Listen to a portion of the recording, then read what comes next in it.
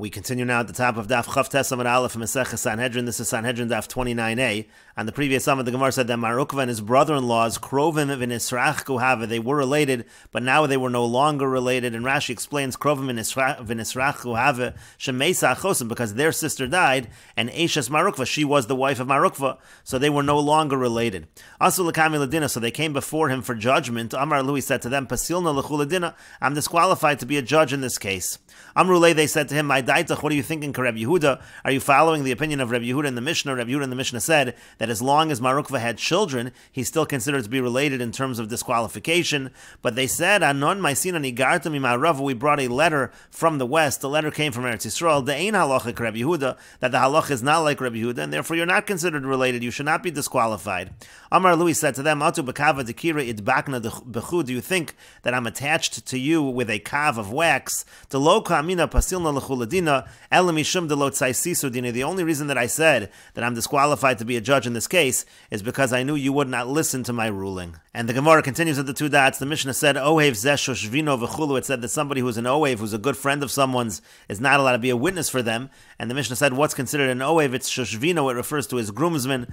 And the Gemara says, V'kama, for how long is shoshvino going to be disqualified? Amar Rabbi Abba, Amar Rabbi Yirmiyah, Amar Rav. Rabbi Abba says that Rabbi Yirmiyah says that Rav says, Kol shivas yimei hamishta, all 7 days of the feasting of the celebration for the wedding, the groomsman is going to be disqualified from being a witness.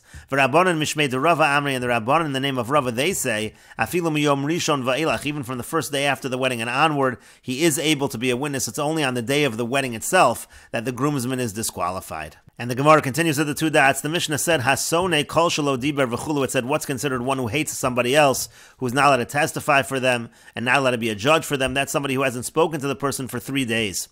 And the Gemara says, Tanu Rabban, the rabbis taught, v'hulo oyev lo. It says that he doesn't hate him. Ye'idenu. If he doesn't hate him, then he's allowed to testify. V'lo mevakesh rasu. He doesn't want bad for him. Yedinenu. Then he's allowed to judge. And so that implies that a sone, somebody who does hate him, he would not be allowed to testify. Somebody who does hate him, he would not be allowed to judge. And the Gemara continues, Eshkechan sone, so we find a source for a sone, somebody who hates somebody else, can't be a witness, cannot be a judge. Ohev minolan, where do we know that somebody who's an Ohev, who's a good friend, how do we know that he cannot testify and he cannot be a judge? And the Gemara says, Kari behachi, because you can read the pasuk as follows, V'hulo oyev lo, v'lo ohev lo yidenu. If he doesn't hate him and he doesn't love him, so then he can testify for him. V'lo mevakesh ra'aso v'lo tovaso, if he's not seeking bad for him and he's not seeking good for him, yidinenu, so only then is he allowed to judge him. And the Gemara says, Midi Oev Ksib, but does it say Oev anywhere in this pasuk that you can understand the pasuk in this fashion? And so the Gemara instead says, Ella rather Svarahu, it's logical. Oev my time, what's the reason why an enemy is not allowed to testify or judge for a person? Mishum Demarach Godaite, because he has an aversion to the person. So Oev Nami, so when it comes to a person who loves him as well, Mekar Vadaite, he has an affinity for that person, and therefore he also is not allowed to be a witness, is not allowed to judge.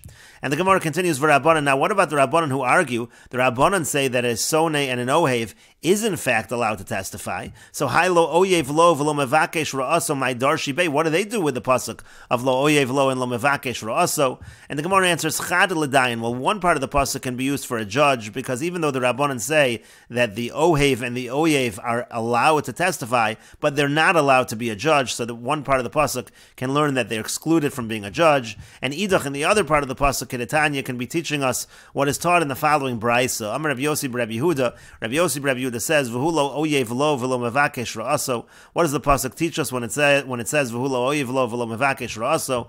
Mikan l'shnei talmidei chachamim. From here we learn when you have two talmidei chachamim shasonin zeh as if they hate one another, she'ein yoshvin b'din ke'echad, that they cannot sit together as judges in one case. And Rashi explains, V'hulo oyev lo yi'idenu. Again, according to Rabbi Yehuda, we learn from V'hulo oyev lo, we learn that somebody who doesn't hate him can testify, but if he hates him, he cannot testify. Dahai v'hu, because the word v'hu in the pasuk, according to Rabbi Yehuda, a'ed koi, is going on the witness. Demeyid shu chayev golus. That's talking about golus over there, somebody who kills by mistake and goes to exile. It's talking about that the person testifies that he is chayev golus. And then the pasuk says, V'lo mevakesh ra'aso yedinenu. If he doesn't seek bad for the person, then he can be a judge for him the samach le v'shaftu ha'eda, because nearby in that pasuk it says that they're going to judge the Ka'amar Rabbi Yehuda. And so Rabbi Yehuda is saying the high lo mevakesh ra'aso hashoftim kai. When it says lo mevakesh ra'aso, again it's going on the judgment. And then the Gemara said for the Rabbanon chad l'dayin, one part of the pasuk can be used to say that somebody who hates somebody can't be a judge. The v'dayin modu Rabbanon, because by a judge the Rabbanon admit the sonei lo yadin, that somebody who hates is not allowed to judge. The lo matzi chazi le zechusa, that he's not able to find a merit for that person. And the Gemara continues with the Mishnah, Ketzad bodkim esoedim, how do they examine the witnesses? Hayu machnisin osan l'cheder, they bring him into a room, uma'aymin aleim, and they scare them, umosian es kol adam lachutz, they bring everyone else outside, umeshayron es hagadol sheben, and they leave the oldest of the witnesses, v'yomrim lo, and they say to him, emor hecha to yodea, shezeh chayev lo zeh, tell us, how do you know that so-and-so is chayev to so-and-so? Im amar hu amar li shani chayev lo, if he says, he told me that he's chayev to pay him, ish ploni amar li shu chayev lo, or so-and-so told me that he is chayev to him, lo amar klum, that is nothing, he has said nothing, that's not enough to make the person liable. Ad sheyomar, until he says, befaneinu hodelo shu chayev lo masayim zuz, that in front of us he admitted to the person, to the other litigant, that he's chayev to him 200 zuz. Only if the witness says it in that fashion do we say that the person is actually liable. And then after that, after they finish examining the first witness, machnisin as hasheni, they bring in the second witness, uvod kenoso, and they examine him. Im nimtzu divrein mechuvan, if it comes out that their words are the same, that they're congruent, nosin v'nosin b'davar, so then they deliberate in terms of the issue. And shnayim omrim zakai, let's say two of the judges say innocent, v'echad omer chayev, and one says liable. Zakai, then we say in that situation the person is innocent because the majority said Zakai. Shnayim omrim chayev v'echad omer Zakai, if two say liable and one says innocent, chayev, then we say the person is liable. Echad omer chayev v'echad omer Zakai, if one says chayev and one says Zakai, afilu shnayim is Zakai, no shnayim chayev. And not only that, even if two say innocent, or let's say two of them say liable, v'echad omer eni odea, but that third judge, one of them says I don't know, so he's considered to be not part of the court at all. It's not considered like you have three judges, and so then Yosifu Hadayan, and so then you have to add on to the judges, you have to have a court of at least three. Gavru es hadavar hayu machnisin osan, when they finish ruling on the matter and they bring them in, Hagadol shebedayan in Omer, the greatest of the judges says, Ish ploni ata zakai, so-and-so you are innocent, Ish ploni ata chayev, or he says so-and-so you are liable. Uminayin lechashiyotz lo yomar ani mezaka v'chaverim mechayevim, and how do we know that when they come out and they issue their ruling, how do we know that he should not say, I said innocent, but my colleagues said liable, Aval ma esa shechaverai rabu alai, but what should I do? I had my colleagues outnumbered me, and that's why you're guilty. He should not say that. How do we know that? Because al zen namar, because about this it says in the pasuk, and some take this line out, Lo seilech rochel bi'amecha, it says you shouldn't be a talebearer. V'yomer, it also says, Holech rochel megalasod, one who is a talebearer, who reveals the secret, so that the judge should not say, the judge should simply say whether the person is innocent or liable. And the Gemara says, Hechi amrinan lahu, what do we say to the witnesses in order to scare the witnesses? Amar Rav Yehuda says, Hechi amrinan lahu, we say to them as follows, Nesiyim v'ruach v'geshem oyin, ish mishalil b'matas sheker, this person who says falsehood, there's not going to be rain. We essentially threaten them that there's not going to be rain if they testify falsely. Amar Rava says, Yachli l'memra, but they can say, Shev shani havechafna, there can be a famine for 7 years. V'yabovo umna lo chalaf, but that doesn't pass by, it doesn't affect the craftsman, it doesn't pass by the door of the craftsman. The idea is that a craftsman, it doesn't matter to him. If a person's not a farmer, it doesn't matter if there's no rain, and so maybe that's not really a threat to these witnesses. Elamar Rava, rather Rava says, Amrin lahu, we say to them, and this is a pasuk in Mishlei, Meifitz v'cherev v'chetz shonan ishona b'rewe sheker, again talking about a false witness, and it talks about the club and the sword and the sharp arrow. Essentially, we tell them that they can die if they bear false witness. Amar Rav Ashi says to that, Yochli l'memar, they can say to that, Shev shani havim mosana, there can be a plague for 7 years. V'inish below shani lo shachav, but a person is not going to die if it is not his time to die. Elamar Rav Ashi, rather Rav Ashi says, Amar li Nasan bar Marzutra, Nasan bar Marzutra said to me, Amrinon lahu, we say to them, Sahadi shakri au grayu zili. When it comes to false witnesses, even the person who hires them, these false witnesses are small, they're disgraced in his eyes. T'chsiv, as it's written in the pasuk, and this is a pasuk in Sefer Melachim with discussing Izevel hiring false witnesses. V'oshivu shnayim anoshim b'nei Belial negdo. There's going to be two people who are b'nei Belial. They've thrown off the yoke of HaKadosh Baruch Hu. You see that they're considered like disgraceful people, and they're going to come v'yidu, and they're going to testify. Lemor saying Berachta Elokim v'Melech. Melech, that you've cursed God and the king. And the point over here is, even the one who hired these false witnesses looks down upon these individuals. And the Gemara continues at the two dots. The Mishnah said, Im amar hu amar li v'chulu, if the witness says that he told me that he's chayiv, that's not enough. Ad sheyomer, the witnesses have to say, b'faneinu hodelo shu chayiv lo masayim zuz, that in front of us he admitted it to him, he admitted to the plaintiff that he was chayiv to him 200 zuz. And the Gemara says, Messiah leila Rav Yehuda, this is a support for Rav Yehuda. T'yamar Rav Yehuda marav, because Rav Yehuda says that Rav says, Tzarech sheyomer atem edai, when the person admits, he has to say, and you are my witnesses that I am admitting, otherwise it's not considered a real admission.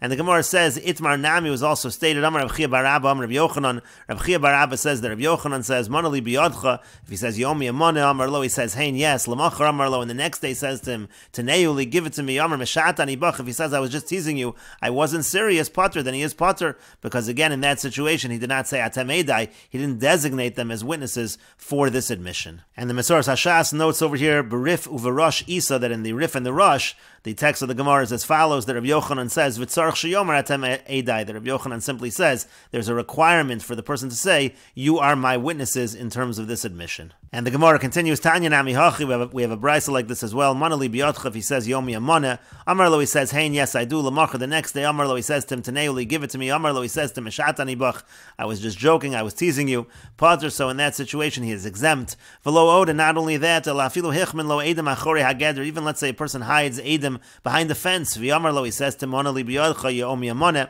Amar lo, he says to him, Hein, yes, ritzoncha shetod b'fnei ploni uploni. Then he says, can you admit, are you willing to admit before so-and-so? Amar lo, he says to him, Misyari ani shema tachfeini ladin. I'm afraid to do that, maybe you'll force me in court, but I do admit that I do owe you the money, I just don't want to do it in front of witnesses. L'machar, the next day, Amar lo, he says to him, Taneuli, give me the money. Amar lo meshatani bach, if he says, I was just teasing you, Potter, he is Potter in that case. Ve'ein toan in lamesis, but we don't make claims on behalf of a mesis. A mesis is somebody who incites others to worship Avodah Zarah. And the Gemara immediately asks on this, Mesis mandakar shmei, whoever mentioned anything about a mesis in this brisa, that last line in the brisa does not fit with everything else up until that point. And the Gemara says, Chisuri mechsar v'hachi katani, there are words missing in the brisa, and it should read as follows. Im lo toan, if he doesn't make that claim, meshata anibach, he doesn't make that claim on his own behalf, ein toan in lo, so we don't make that claim on his behalf. He has to actually say that I was just joking, I was teasing. If he doesn't say that, we don't make that claim for him.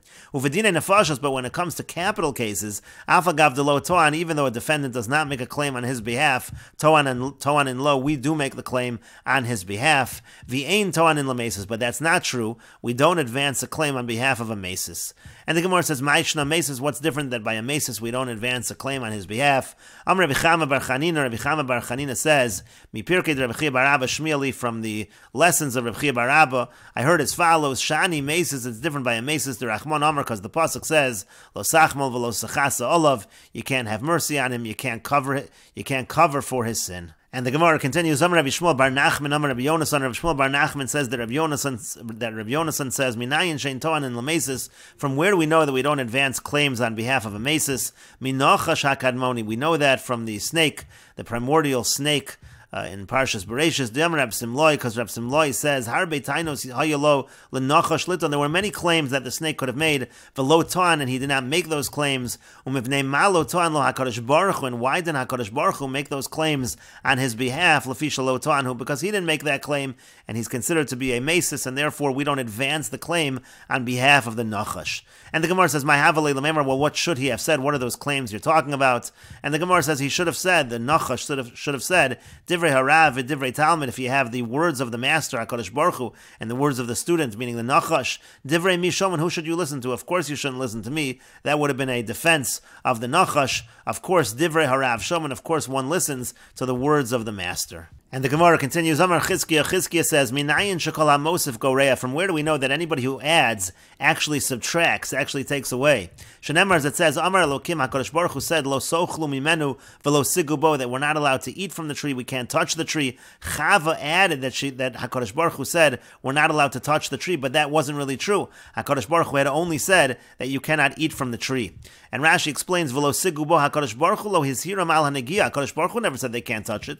Umitoch tos Tosefes Giru, and because of that addition that she said, it actually caused them to lose out. Shedachaf hanachash es Chava al ha'ilon, because the nachash, the snake, pushed Chava against the tree, ad shenagabo, until she touched it, Amar lo, and then he said to her, Re'ei she'ein misal l'negiyah, you see from this, that you didn't die because you touched it, and so therefore, afal lo achila lo tamusi, so too, when it comes to eating from the tree, you're not going to die from that as well, and so that caused them to eat from the tree, which caused all of the problems in terms of the Eitz Hadas. And the Gemara continues, Rav Mesharshia Amar Mehacher. Rav Mesharshia says we learn the idea of Kol HaMosif Goreah from here, from the following pasuk. It says in the pasuk, Amasayim v'chetzi arko. It says that it was 2.5 amos long, and we're learning this from the word Amasayim. If you take away the aleph, it means Masayim. It would mean 200. When you add the aleph, it's Amasayim, which is just 2 amos. So that's Kol HaMosif Goreah. You add the aleph, and it becomes a smaller number.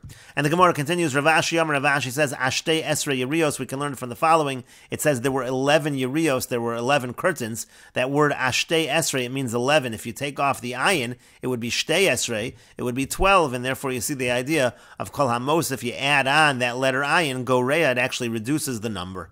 And the Gemara continues, Amar Abaya says, Lo shanu ela do'amar meshatani bach. When we say the person can take back his admission, so to speak, that's only if he claims that I was just joking, I was teasing you. Aval Amar, but let's say he were to say, and we will continue with this discussion in the next video on Daf Tes Amud Beis.